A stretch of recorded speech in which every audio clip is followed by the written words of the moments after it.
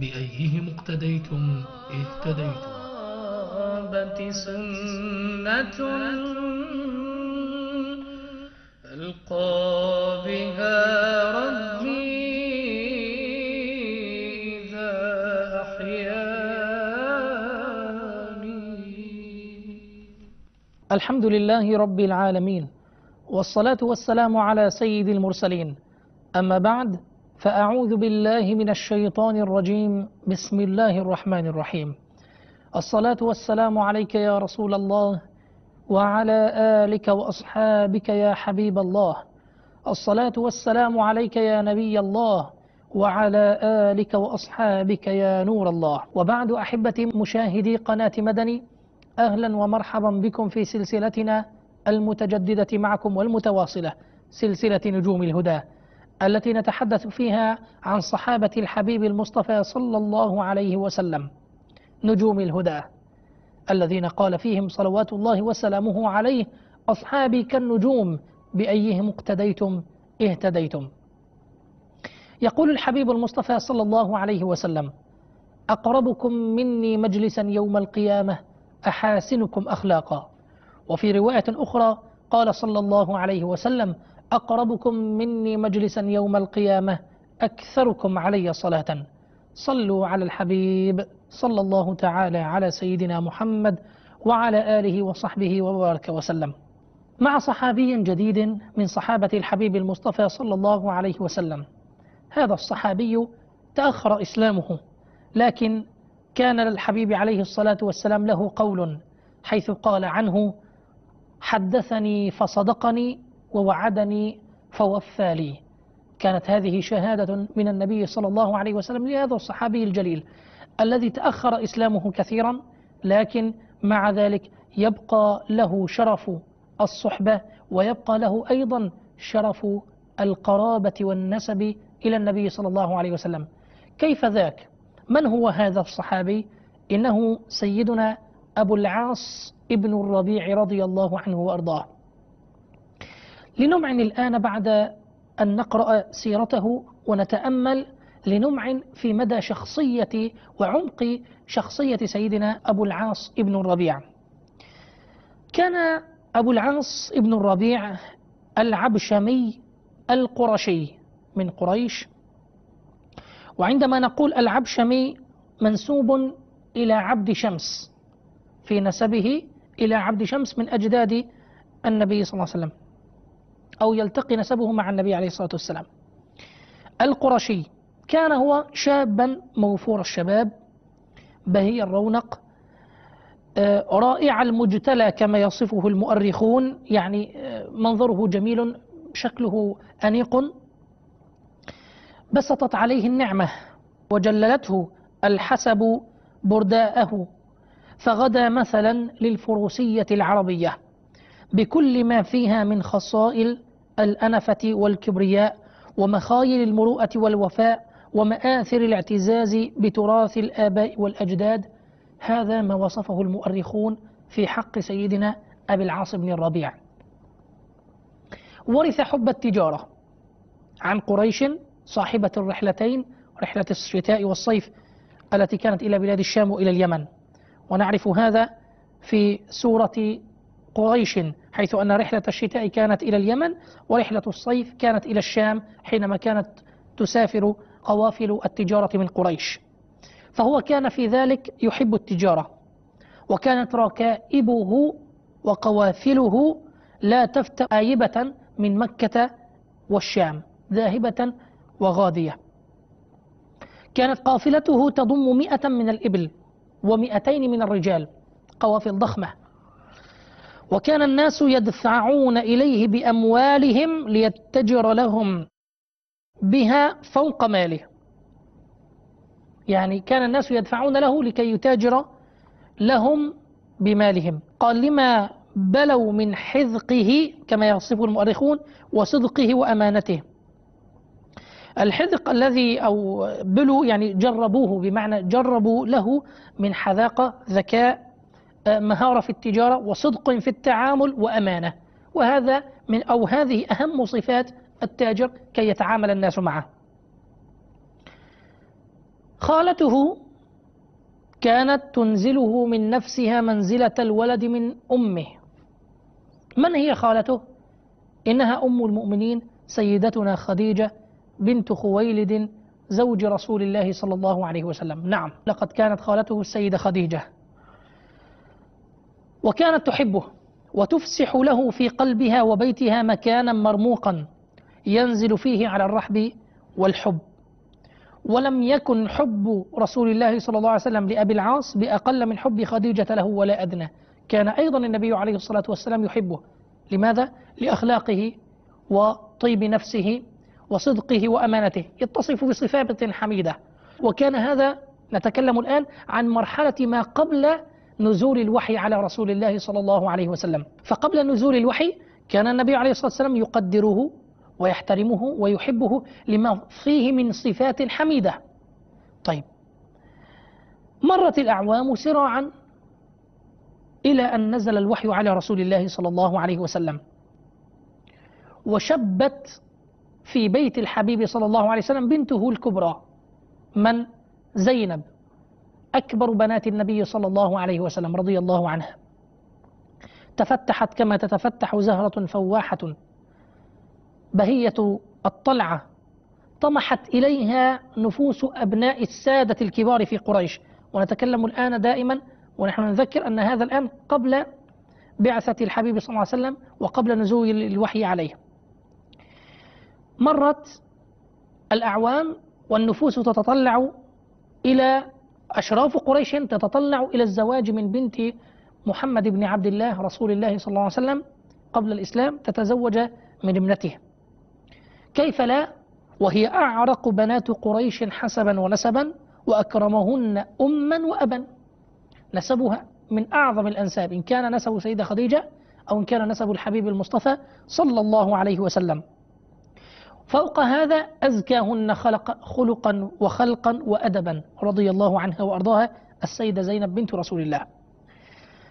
ولكن أن لهم أن يظفروا بها، فقد فاز بها وحال دونهم ودونها ابن خالتها أبو العاص ابن الربيع، فتيان مكة، الذي كان يوقره النبي عليه الصلاة والسلام ويحبه كما تحبه خالته السيدة خديجة رضي الله عنها.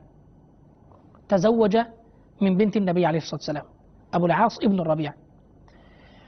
سنوات معدودات أشرقت والزواج بينهما والألفة موجودة والحب عميق بينهما، إلى أن أشرقت بطاح مكة بنور الوحي الإلهي على رسول الله صلى الله عليه وسلم، فبعث الله جل في علاه نبيه محمد بن عبد الله صلوات الله وسلامه عليه بالهدى ودين الحق، وأمره أن ينذر عشيرته الأقربين، يبلغهم الإسلام ويعلمهم أنه رسول الله. فكان أول من آمن به من النساء زوجته خديجة بنت خويلد رضي الله عنه وأرضاه، وبناته زينب ورقية وأم كلثوم وفاطمة، على الرغم من أنها كانت صغيرة أصغر بنات النبي عليه الصلاة والسلام، كلهم أسلموا وآمنوا بالله وبرسول الله صلى الله عليه وسلم رضي الله عنهن.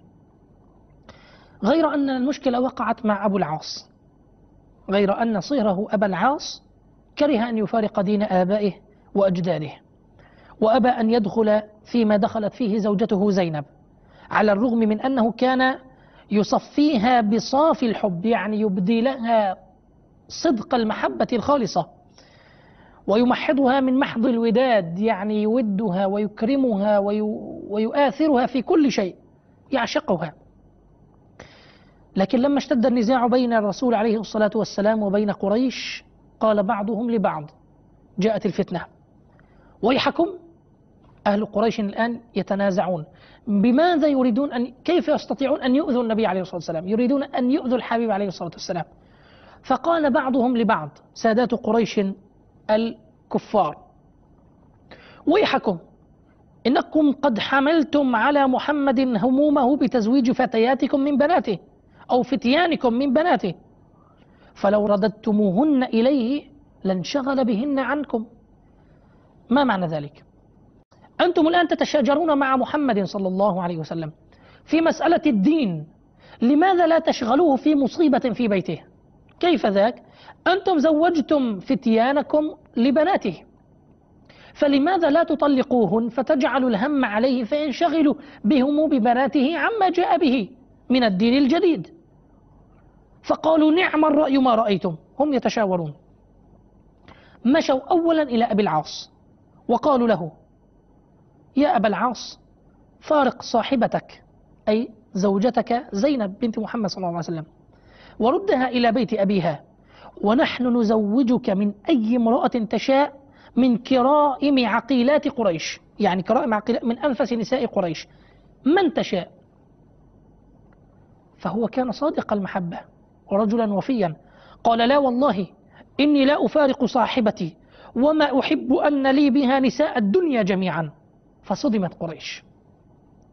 لكن ابنتا النبي عليه الصلاة والسلام رقية وأم كلثوم طلقتا وحملتا إلى بيت النبي عليه الصلاة والسلام، لكن الحبيب عليه الصلاة والسلام لم يتضايق، بل سر سروره صلى الله عليه وسلم بأنه ردت إليه بناته من قريش، بل لقد تمنى إن لم يسلم أبو العاص أن ترد إليه أيضا زينب، لكن ذلك لم يحصل. وذلك الوقت لم يكن قد شرع الله سبحانه وتعالى تحريم زواج المؤمن من المشرك، لم يكن التشريع حتى الآن. هاجر الحبيب صلى الله عليه وسلم إلى المدينة واشتد أمره فيها، بدأت الدولة الإسلامية هناك، خرجت قريش لقتاله في أول غزوة بدر، فاضطر فيها أبو العاص للخروج معهم اضطرارا، حيث إنه لم تكن له رغبة في القتال مع المسلمين، لم يكن همه أصلا يعني ما يحصل مع المسلمين، كان همه تجارته وعمله وصدق معاملته وحديثه وأخلاقه، لا ربا له في النيل منهم، لكن منزلته في قومه حملته على مسايرتهم والخروج معهم في بدر. انجلت بدر عن هزيمة منكرة لقريش، أذلت أنوف المشركين، معاطس الشرك، قسمت ظهور طواغيته، ففريق قتل وفريق أسر وفريق نجا أو ولى مدبرا ولم يعقب. وكان في زمرة الأسرى أبو العاص زوج زينب بنت رسول الله صلى الله عليه وسلم. النبي صلى الله عليه وسلم فرض على الأسرى فدية لكي يفتدوا بها أنفسهم. ما هي الفدية؟ جعلت تتراوح بين 1000 درهم و4000 كما يقول المؤرخون والرواة، حسب منزلة الأسير في قومه وغناه، حسب منزلته يدفع أو يدفع عنه أهله 1000 إلى 4000 درهم. وطفقت الرسل تغدو بين مكة والمدينة حاملة الأموال تفتدي بها أسراها. فبعثت زينب، وكانت ما زالت في مكة، زينب بنت رسول الله صلى الله عليه وسلم بعثت إلى المدينة بحمل فيه فدية زوجها. هذا الحمل كان فيه قلادة كانت أهدتها لها أمها خديجة رضي الله عنها يوم زفتها إلى أبو العاص. قلادة السيدة خديجة رضي الله عنها أهدتها إلى ابنتها يوم زفافها سيدة زينب، فجعلتها في ضمن الفدية التي تفتدي بها زوجها أبو العاص. وقلنا أن ذلك الوقت لم يكن هناك تحريم لزواج المشركة من المؤمن، فجعلتها وأرسلتها إلى الرسول عليه الصلاة والسلام. فلما رأى الرسول صلى الله عليه وسلم غشيت وجهه غمامة من الحزن العميق، ورق لابنته حتى كاد أن تدمع عيناه صلى الله عليه وسلم الرؤوف الرحيم، فرق لابنته أشد الرقة، ثم التفت صلوات ربي وسلامه عليه إلى أصحابه وقال لهم: إن زينب بعثت بهذا المال لافتداء أبي العاص، فإن رأيتم أن تطلقوا لها أسيرها وتردوا عليها مالها فافعلوا. زينب ابنتي أرسلت تفتدي بها أسيرها أبا العاص زوجها. إذا سمحتم، انظروا إلى أخلاق الحبيب صلى الله عليه وسلم، لو شئتم أن تطلقوا أسيرها وتردوا لها مالها، يعني لا نأخذ منها الفدية إذا أردتم. انظروا من يتكلم، سيد الكائنات صلى الله عليه وسلم يستأذن أصحابه، فالتفت إليه الصحابة رضي الله عنهم وقالوا: نعم ونعمة عين يا رسول الله، يعني وكأنه يقال في المثل العامي: تكرم عينك يا رسول الله، من أجل عينك لكي تقر عينك يا رسول الله، لبيك. غير أن النبي صلى الله عليه وسلم اشترط على أبي العاص قبل إطلاقه، أي قبل إطلاق سراحه، أن يسير إليه ابنته زينب من غير إبطاء. كان قد نزل الوحي على أن تحريم زواج المؤمنة من المشرك، فما كاد أبو العاص يبلغ مكة بعد أن أطلق سراحه النبي عليه الصلاة والسلام حتى بادر إلى الوفاء بعهده. رجل وفي، قلنا أن من صفاته أنه رجل وفي. لو أن النبي عليه الصلاة والسلام أسره أو وقع أسيرا في حرب مع النبي عليه الصلاة والسلام، لكنه هو لم يرد هذه الحرب ووقع فريسة طغيان وتكبر قريش وزعمائها، فحال بينه وبين ذلك تشتت فكره أن يدخل في الإسلام. لكن الوفاء وعطاء النبي عليه الصلاة والسلام له جعل صدره قليلا قليلا. فلما وصل مكة أمر زوجته بالاستعداد للرحيل مباشرة، وأخبرها بأن رسل أبيها ينتظرونها غير بعيد عن مكة. أعد لها زادها وراحلتها، وندب أخاه عمرو بن الربيع لمصاحبتها وتسليمها لمرافقيها يدا بيد، لن يوصلها هو وإنما أخوه عمرو بن الربيع. تنكب عمرو بن الربيع قوسه، أخذ قوسه وسهمه وحمل كنانته وجعل زينب في هودجها، وخرج بها من مكة جهارا نهارا أمام مرأى قريش. فلما رأوها هاج القوم وماجوا، ولحقوا بهما حتى أدركوهما غير بعيد، وروعوا زينب وأفزعوها. عند ذلك وتر عمرو قوسه وهو منهم، من مشركي قريش، نتر قوسه. لكن انظروا أحبتي، انظروا إلى شهامة العرب، ومع كونهم في الجاهلية إلا أن عندهم الوفاء والعرض والأمانة فوق كل شيء والستر. فأخذ من كنانته سهما حين ذلك، وترى عمرو قوسه ونثر كنانته بين يديه وقال: والله لا يدنو رجل منها إلا وضعت سهما في نحره، أي سهما في رقبته. النحر هي الرقبة. أي إنسان يقترب من هودجها إلا وضعت سهما في رقبته قتلته. وكان في ذلك الوقت مشهورا أن سهمه لا يخيب، إذا أصاب، إذا أراد أن يقضي على رجل قضى عليه. فأقبل عليه من في ذلك الوقت؟ أبو سفيان بن حرب، وكان قد لحى بالقوم، وقال له: يا ابن أخي، يقول لمن؟ لعمرو بن الربيع، قال: يا ابن أخي كف عنا نبلك حتى نكلمك، ضع سهمك حتى نتكلم ونتفق معك. فوضع سهمه، قال له: إنك لم تصب فيما صنعت، لقد فعلت صنيعة شنعاء، لقد خرجت بزينب علانية على رؤوس الناس وعيوننا ترى، وقد عرفت العرب جميعها أمر نكبتنا في بدر عندما خسرنا أمام محمد صلى الله عليه وسلم، فقد عرفت العرب أمر ذاك وما أصابنا على يدي أبيها رسول الله صلى الله عليه وسلم.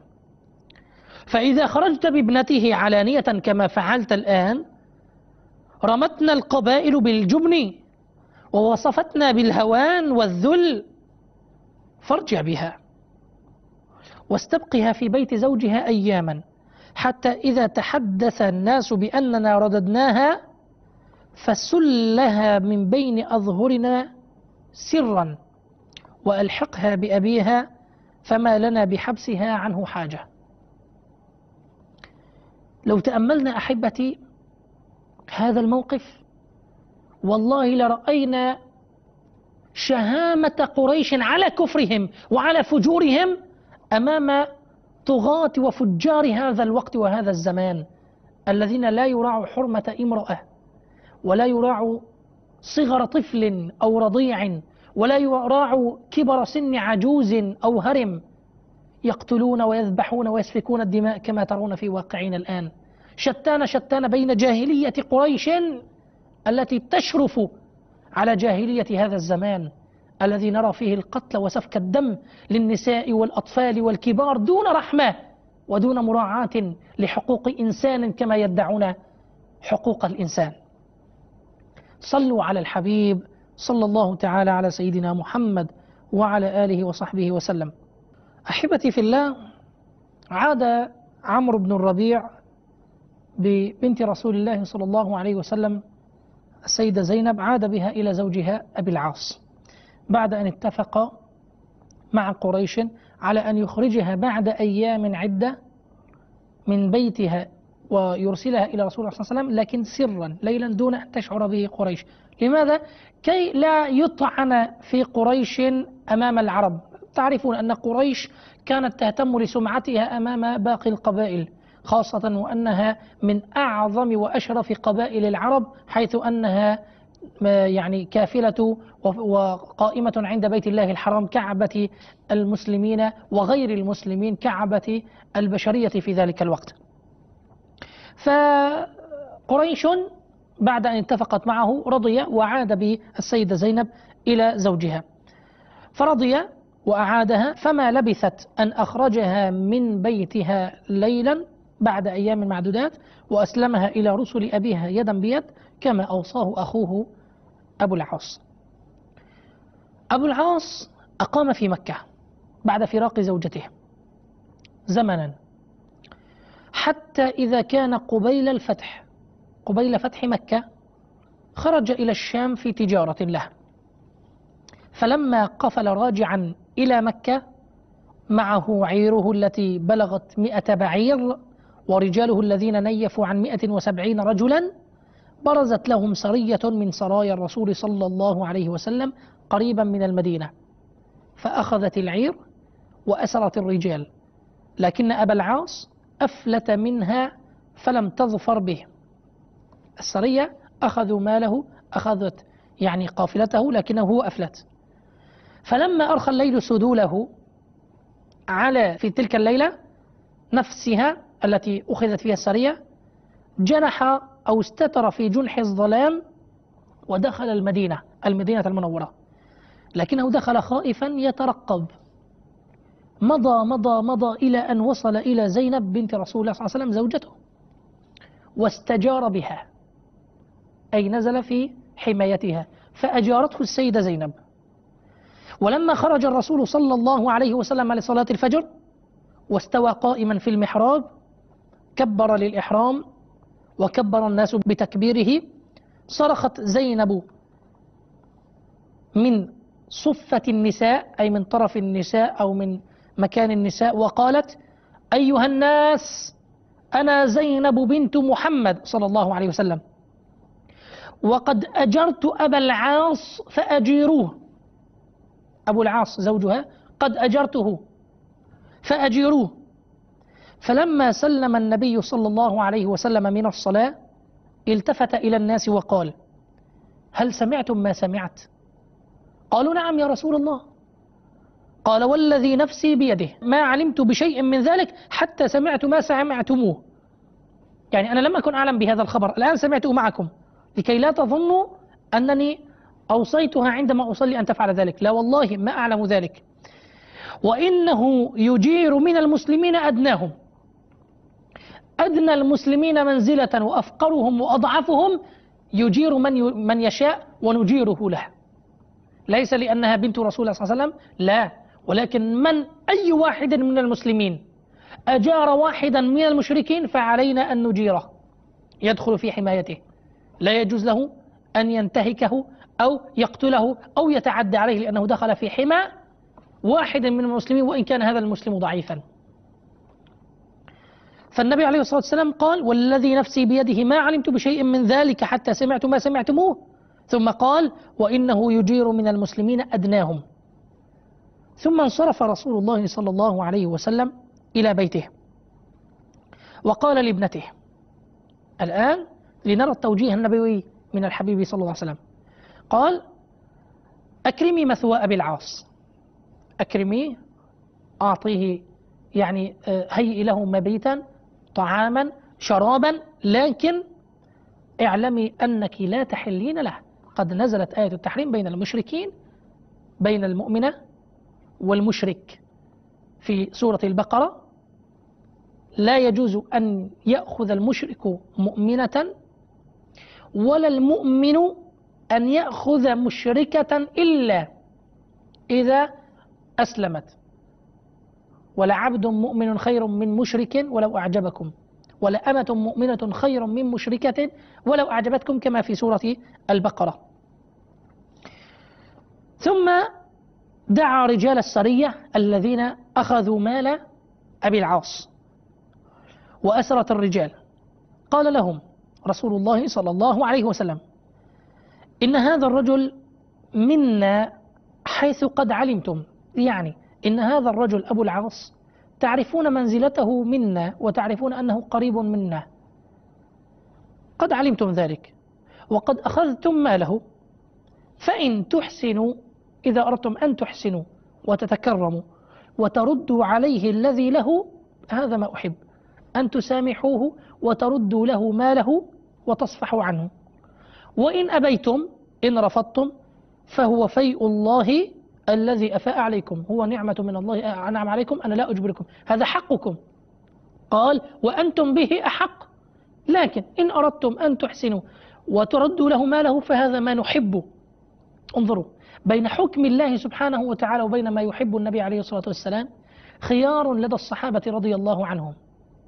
الصحابة حقهم، الآن أخذوا هذا المال وهو حقهم ويستطيعون أن لا يردوه، والنبي عليه الصلاة والسلام لم يأمرهم قال ردوا إليه ما، لا، لأنه حقهم، لكن الحبيب صلى الله عليه وسلم أراد أن يبين لهم: إن ما نحب أن تردوا له ماله، وإن حقكم أن تأخذوا، فاختاروا.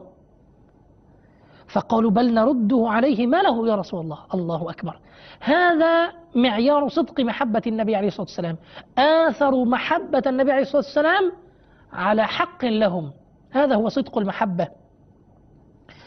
صلوا على الحبيب صلى الله تعالى على سيدنا محمد وعلى آله وصحبه وبارك وسلم.